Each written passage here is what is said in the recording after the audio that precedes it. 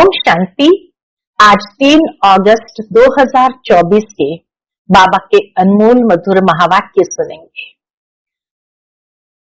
आज की बाबा की मुरली है कि बच्चे, तुम्हें कर्मातीत अवस्था को पाना है।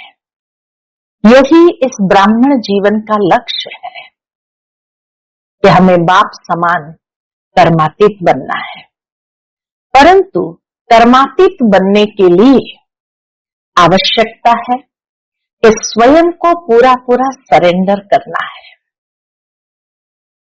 तन से, मन से संपूर्ण सरेंडर होना है, अर्थात अपना कुछ भी नहीं, सब कुछ भूले हुए होंगे, तब बाबा कहे कर्मातीत बन सकेंगे।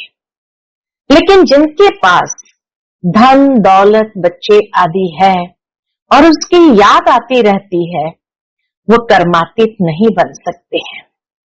इसलिए बाबा कहते मैं गरीब निवास हूं। गरीब बच्चे जल्दी सरेंडर हो जाते हैं और सहज ही अपना सब कुछ भूल एक बाप की याद में रह सकते हैं। साथ ही साथ बाबा कहे ये बेहद का मांडवा है। ये सृष्टि एक बेहद का अनलिमिटेड स्टेज है, जहां हर आत्मा अपना पार्ट बजाती है। हर एक का पार्ट इसमें फिक्स्ड है। तो इसीलिए बाबा कहे तुम बच्चों को ड्रामा का ज्ञान बुद्धि में रखते हुए न्यारा और प्यारा होना है। जितना हो सके स्वयं को प्यार के सागर बाप के समान प्रेम स्वरूप बनाओ। कई दिनों से लगातार बाबा हम बच्चों को यही शिक्षा दे रहे हैं, बच्चे क्रोध को जीतो। तुम्हें कभी किसी के सामने क्रोध नहीं करना है, शांति में रहना है और शांति चारों ओर फैलानी है। तो सुनते हैं आज के बाबा के अनमोल मधुर महावाक्य। ओम शांति। मीठे बच्चे, यह है बेहद की अनलिमिटेड स्टेज जिसमें तुम आत्माएं पार्ट बजाने के लिए बांधी हुई हो। इसमें हर एक का फिक्स पार्ट है। आज की मुरली से प्रश्न है, कर्मातीत अवस्था को प्राप्त करने का पुरुषार्थ क्या है? उत्तर, कर्मातीत बनना है तो पूरा पूरा सरेंडर होना पड़े। अपना कुछ नहीं, सब कुछ भूले हुए होंगे, तब कर्मातीत बन सकेंगे। जिन्हें धन दौलत बच्चे आदि याद आते, वह कर्मातीत बन नहीं सकते। इसलिए बाबा कहते हैं मैं हूं गरीब निवास। गरीब बच्चे जल्दी सरेंडर हो जाते हैं, सहज ही सब कुछ भूल एक बाप की याद में रह सकते हैं। ओम शांति। रूहानी बाप बैठ अपने रूहानी बच्चों को समझाते हैं। बच्चों की बुद्धि में जरूर है कि अब घर जाना है। लगातार कई दिनों से बाबा की मुरलियों में बाबा बार बार हम बच्चों को ये स्मृति दिलाते हैं, बच्चे अब घर जाना है। भक्तों की बुद्धि में नहीं रहता। तुम जानते हो ये 84 का चक्र अब पूरा हुआ। ये बहुत बड़ा बेहद का मांडवा अथवा स्टेज है, अनलिमिटेड स्टेज है। इस पुराने मांडवे को छोड़ घर जाना है। अपवित्र आत्माएं तो जा नहीं सकती, पवित्र जरूर बनना है। अब इस खेल का अंत है। अपरंपार दुखों की अब पिछाड़ी है। इस समय यह सब माया का पंप है, जिसको मनुष्य स्वर्ग समझते हैं। माया के पंप को देख करके मनुष्य स्वर्ग समझते हैं। कितने महल माड़ियां मोटरें आदि है, इसको कहा जाता है माया का कंपटीशन। नरक की स्वर्ग के साथ कंपटीशन। ये है नरक की स्वर्ग के साथ कंपटीशन। अल्पकाल के लिए सुख है, यह है माया की लालच। बाबा कहे वास्तव में ये माया का फॉर्म, ये क्या है? माया की लालच। ड्रामा अनुसार कितने ढेर मनुष्य है। पहले तो सिर्फ एक आदि सनातन देवी देवता धर्म ही था, अब तो मांडवा फुल भर गया है। अब यह चक्र पूरा होता है, सब तमो प्रधान है, सृष्टि भी तमो प्रधान है, फिर सतो प्रधान होनी है। सारी सृष्टि नई चाहिए ना, नई से पुरानी, पुरानी से नई, यह तो अनगिनत बार चलता आया है। अनादि खेल है, कब शुरू हुआ ये नहीं कह सकते, अनादि चलता ही रहता है। यह भी तुम बच्चे जानते हो और कोई नहीं जानते। ये खेल किस तरह से अनादि चलता ही रहता है, बाबा कहे ये तुम बच्चे ही जानते हो और कोई नहीं जानते। तुम भी इस ज्ञान मिलने के पहले कुछ नहीं जानते थे, देवता भी नहीं जानते थे, सिर्फ तुम पुरुषोत्तम संगम युगी ब्राह्मण ही जानते हो। फिर यह ज्ञान प्राय लोप हो जाएगा। संगम पर ही बाबा आकर हम बच्चों को यह ज्ञान देते हैं, जो हम धारण करते हैं, उसके बाद यह ज्ञान प्राय लोप हो जाएगा। बाप ने सुखधाम का मालिक बनाया, बाकी और क्या चाहिए? बाप से जो पाना था पा लिया, बाकी कुछ पाने के लिए रहता नहीं। तो बाप समझाते हैं, बच्चे तुम ही सबसे जास्ती पतित बने हो, पहले पहले तुम ही आए हो पाठ बजाने, तुमको ही पहले जाना पड़ेगा। चक्र है ना, पहले पहले तुम ही माला में पिरोएंगे। यह रुद्र माला है ना, धागे में सारी दुनिया के मनुष्य पिरोए हुए हैं। धागे से निकल परमधाम में चले जाएंगे, फिर ऐसे ही धागे में पिरोए जाएंगे।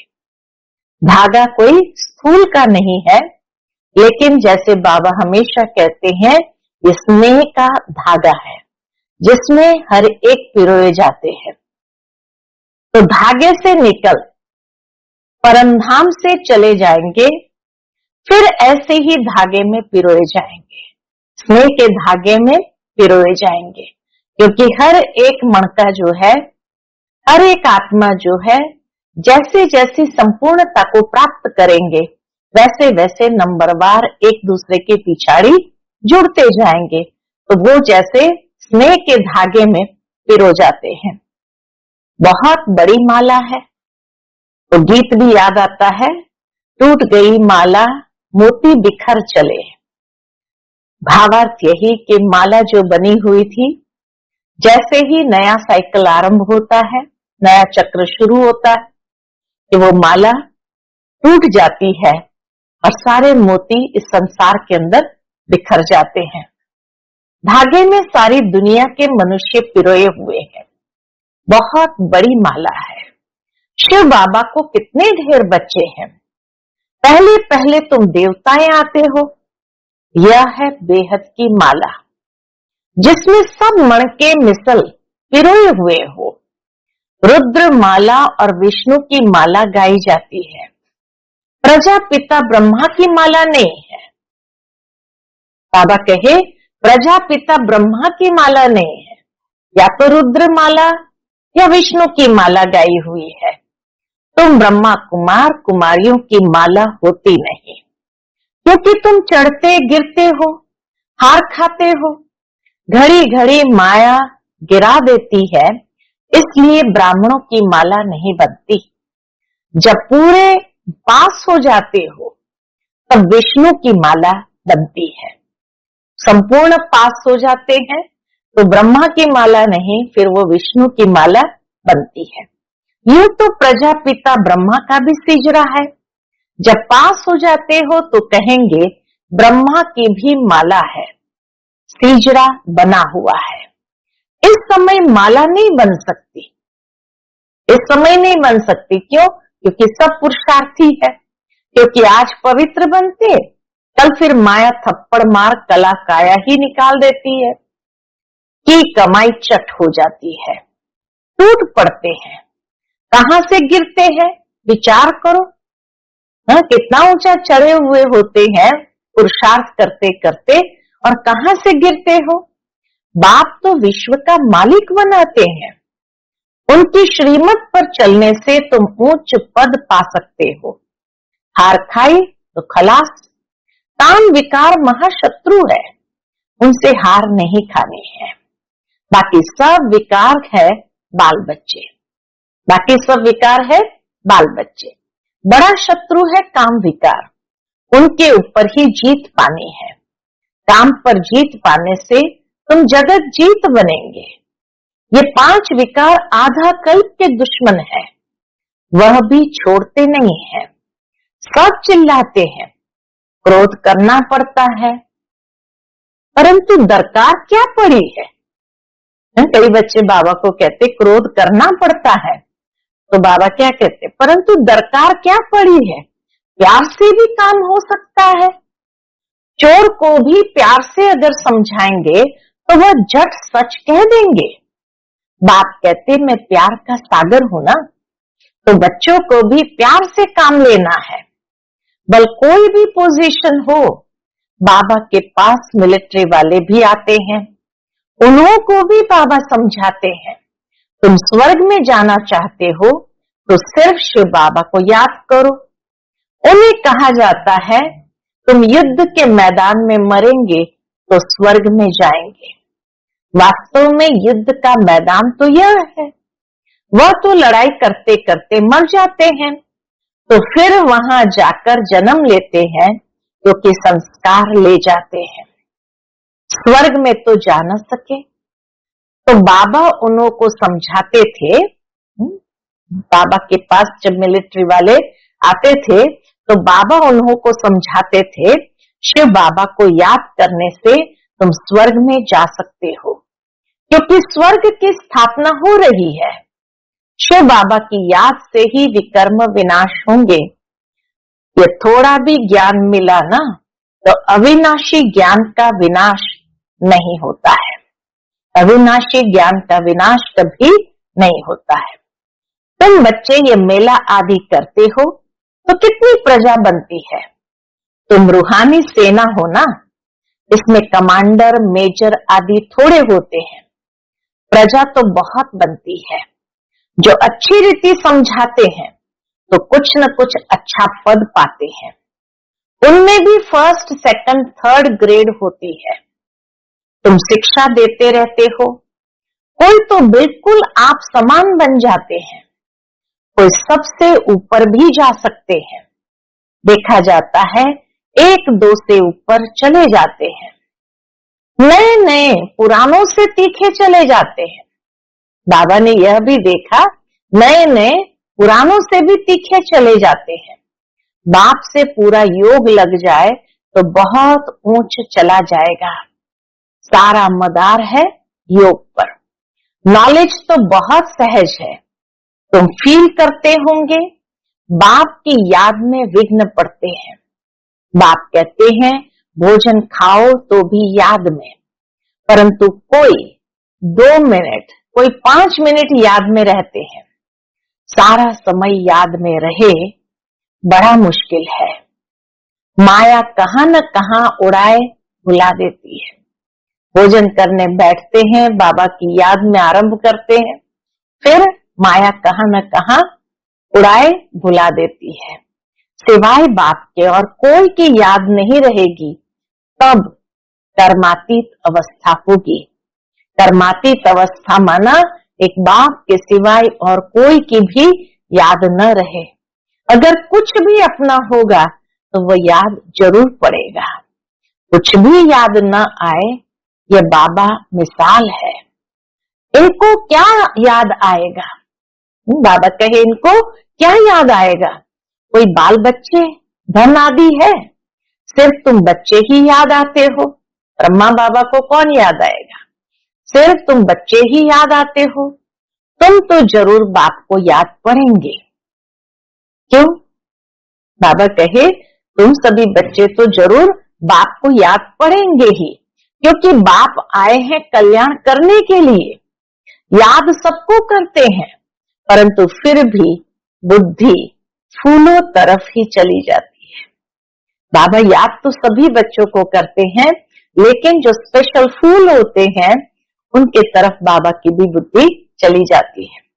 फूल अनेक प्रकार के होते हैं, कोई बिगर खुशबू के भी होते हैं। बगीचा है ना, बाग को बागवान, माली भी कहते हैं। यह तो तुम जानते हो, मनुष्य क्रोध में आकर कितना लड़ते झगड़ते हैं। बहुत देहाभिमान है। बाप समझाते हैं, कभी कोई क्रोध करे तो शांत रहना चाहिए। क्रोध भूत है ना, भूत के आगे शांति से रिस्पॉन्ड देना है। सर्व शास्त्र शिरोमणि श्रीमद् भगवत गीता है ईश्वरीय मत की। सर्व शास्त्र शिरोमणि श्रीमद् भगवत गीता है ईश्वरीय मत की। ईश्वरीय मत, आसुरी मत और दैवी मत एक ईश्वर ही आकर बताते हैं। तीनों का डिफरेंस, ईश्वरीय मत, आसुरी मत और दैवी मत, ये एक ईश्वर ही आकर बताते हैं। राजयोग की नॉलेज देते हैं, फिर ये नॉलेज गुम हो जाएंगी। राजाओं का राजा बन गया, फिर नॉलेज क्या करेंगे? 21 जन्म तो प्रारब्ध भोगते हो, वहां ये मालूम नहीं पड़ता है कि इस पुरुषार्थ का ये फल है। अनेक बार तुम सतयुग में गए हो, ये चक्र फिरता रहता है। सतयुग त्रेता है ज्ञान का फल। सतयुग त्रेता है ज्ञान का फल या ज्ञान की प्रारब्ध। ऐसे नहीं कि वहां ज्ञान मिलता है। बाप आकर यहाँ भक्ति का फल देते, ज्ञान। बाप आकर यहाँ भक्ति का फल ज्ञान देते हैं। बाप ने बताया है, तुमने जास्ती भक्ति की है, अब एक बात को याद करो तो तमो प्रधान से सतो प्रधान बन जाएंगे। इसमें है मेहनत। रचना के आदि मध्य अंत को याद करो तो चक्रवर्ती राजा बन जाएंगे। भगवान बच्चों को भगवान भगवती बनाएंगे ना, परंतु देहधारी को भगवान भगवती कहना रॉन्ग है। ब्रह्मा विष्णु और शिव का कितना संबंध है? ब्रह्मा विष्णु और शिव का कितना संबंध है? ये ब्रह्मा फिर विष्णु बनने वाला है और इसमें शिव की प्रवेशता है। ये संबंध है। ब्रह्मा ही तो विष्णु बनता है और शिव की प्रवेशता ब्रह्मा में होती है। सूक्ष्म वतन वालों को फरिश्ता कहा जाता है। तुमको फरिश्ता बनना है। साक्षात्कार होता है, बाकी कुछ है नहीं। फरिश्तों का साक्षात्कार होता है, बाकी कुछ है नहीं। साइलेंस, मूवी और यहाँ टॉकी है। यह है डिटेल। बाकी नटशेल में तो फिर भी कहते हैं मन मना भव माम एकम याद करो। नटशेल में सारा ज्ञान का सार मन मना भव माम एकम याद करो और सृष्टि चक्र को याद करो। यहाँ बैठे हो तो भी शांति धाम सुख धाम को याद करो। इस पुराने दुख धाम को भूल जाओ। यह है बेहद का संन्यास बुद्धि से। उनका है हद का संन्यास। वह निवृत्ति मार्ग वाले प्रवृत्ति मार्ग का ज्ञान दे न सके। राजा रानी बनना प्रवृत्ति मार्ग है। वहां है ये सुख, वह तो सुख को मानते ही नहीं है। सन्यासी आदि तो सुख को मानते ही नहीं है। सन्यासी भी करोड़ों के अंदाज में है। उन्हों की परवरिश व कमाई होती है गृहस्थियों से। एक तो तुमने दान पुण्य में लगाया, फिर पाप का धंधा किया तो पापात्मा बन पड़े। तुम बच्चे तो अभी अविनाशी ज्ञान रत्नों की लेन देन करते हो। वे धर्मशाला आदि बनवाते हैं तो दूसरे जन्म में अच्छा फल मिलेगा। यह तो है बेहद का बाप। यह है डायरेक्ट, वह है इनडायरेक्ट। ईश्वर अर्पणम करते हैं। अब भूख तो दोनों को है नहीं। शिव बाबा तो दाता है, उनको भूख होगी क्या? दोनों कोई भूख नहीं, न शिव बाबा को न ब्रह्मा बाबा को। श्री कृष्ण दाता नहीं, बाप तो सबको देने वाला है, लेने वाला नहीं है। एक देवे 10 पावे, गरीब 2 रुपया देते हैं तो पदम मिल जाते हैं। इसीलिए बाबा कहे सुदामा का मिसाल है। भारत सोने की चिड़िया था ना, बाप ने कितना धनवान बनाया। सोमनाथ के मंदिर में कितना अकिचार धन था, कितना लूट कर ले गए। बड़े बड़े हीरे जवाहर थे, अब तो देखने में भी नहीं आते, कटपुट हो गए। फिर हिस्ट्री रिपीट होगी, वहां सब खानियां तुम्हारे लिए भरपूर हो जाएंगी। स्वर्ग में सब खानियां बाबा कहे तुम्हारे लिए भरपूर हो जाएंगी। हीरे जवाहर तो वहां जैसे पत्थर मिसल रहते हैं। बाप अविनाशी ज्ञान रत्न देते हैं, जिससे तुम अथाह धनवान बन जाते हो। तो मीठे मीठे बच्चों को कितनी खुशी होनी चाहिए। जितना पढ़ते रहेंगे खुशी का पारा चढ़ता रहेगा। बड़ा इम्तिहान पास करते हैं तो बुद्धि में रहता है ना, ये पास कर, फिर यह बनेंगे, यह करेंगे। तुम भी जानते हो ये देवता बनेंगे। यह तो जड़ चित्र है, हम वहां चैतन्य बनेंगे। ये चित्र भी तुमने जो बनाए कहां से आए? दिव्य दृष्टि से तुम देख आए हो। बाबा कहे ये चित्र भी दिव्य दृष्टि के आधार से जो देख कर आए उसी आधार पर बनाए हैं। चित्र बड़े वंडरफुल है। कोई समझेंगे ये ब्रह्मा ने बनाए हैं। अगर ये कोई से सीखा होता तो सिर्फ एक थोड़ी सीखा होता, और भी सीखे हुए होते ना। यह कहते हैं मैं कुछ भी सीखा हुआ नहीं। ब्रह्मा बाबा कहते हैं मैं कुछ भी सीखा हुआ नहीं हूं, ये तो बाप ने दिव्य दृष्टि द्वारा बनवाए हैं। शिव बाबा ने दिव्य दृष्टि द्वारा ये सारे चित्र बनवाए हैं। ये चित्र सब श्रीमत से बने हुए हैं, ये मनुष्य मत के नहीं है। ये सब खलास हो जाएंगे, कुछ भी नाम निशान नहीं रहेगा। इस सृष्टि का ही अंत है। भक्ति की कितनी सामग्री है, ये नहीं रहेगी। नई दुनिया में सब कुछ नया। तुम अनेक बार स्वर्ग के मालिक बने हो, फिर माया ने हराया है। माया विकारों को कहा जाता है, न कि धन को। दुनिया में लोग धन को माया समझते, बाबा कहे माया विकारों को कहा जाता, न कि धन को। तुम बच्चे रावण की जंजीर में आधा कल्प से फंसे हुए थे।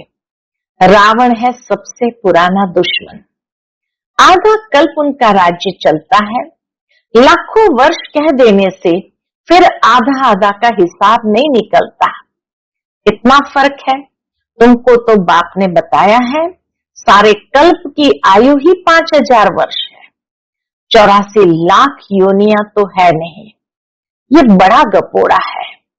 सूर्यवंशी चंद्रवंशी देवी देवता इतने लाखों वर्ष राज्य करते थे क्या? ये बुद्धि काम नहीं करती। सन्यासी तो समझते हैं अभी हम अपने को रॉन्ग मान लेवे तो सब फॉलोअर्स हमको छोड़ देंगे।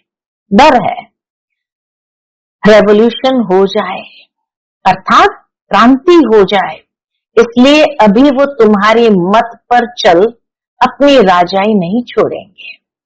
पिछाड़े में कुछ समझेंगे, अभी नहीं। न शाहूकार लोग ही ज्ञान लेंगे। बाप कहते मैं गरीब निवाज हूं। शाहूकार लोग कभी सरेंडर होकर कर्मातीत अवस्था को पा नहीं सकेंगे। बाप तो बड़ा जबरदस्त श्राफ है, गरीबों का ही लेंगे। शाहूकारों का लेवे तो फिर इतना देना पड़े। शाहूकार उठते ही मुश्किल है, क्योंकि इसमें सब कुछ भूलना पड़ता है। कुछ भी पास न रहे तब कर्मातीत अवस्था हो। शाहूकार लोग तो भूल नहीं सकेंगे, जिन्होंने कल्प पहले वर्षा लिया है वही लेंगे। अच्छा, मीठे मीठे सिकिलते बच्चों प्रति माता पिता बाप दादा का याद प्यार और गुड मॉर्निंग। रूहानी बाप के रूहानी बच्चों को नमस्ते। हम सभी रूहानी बच्चों की रूहानी माता पिता बाप दादा को याद प्यार, गुड मॉर्निंग और नमस्ते नमस्ते। शुक्रिया बाबा, शुक्रिया। आज की मुरली से धारणा के लिए मुख्य सार है।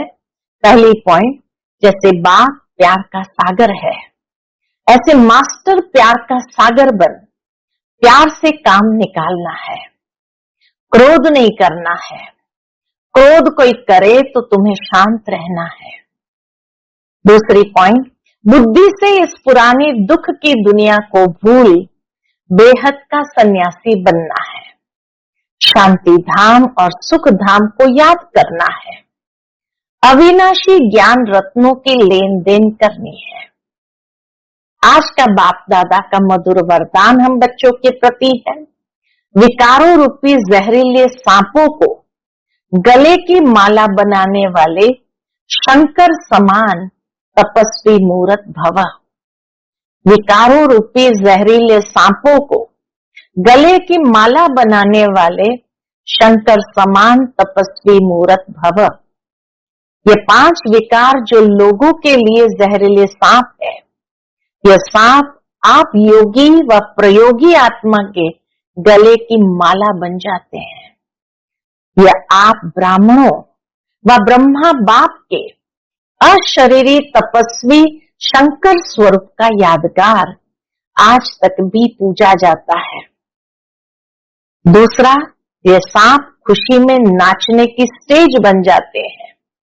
यह स्थिति स्टेज के रूप में दिखाते हैं। तो जब विकारों पर ऐसी विजयी हो तब कहेंगे तपस्वी मूरत प्रयोगी आत्मा। तो बाबा कहे यह जहरीले सांप क्या है, जब इसके ऊपर विजय प्राप्त करते हैं तो जैसे गले की माला बन जाते हैं और अशरीरी तपस्वी शंकर स्वरूप ये यादगार है। और दूसरा, यही सांप स्टेज बन जाते हैं जहां खुशी से डांस करते हैं।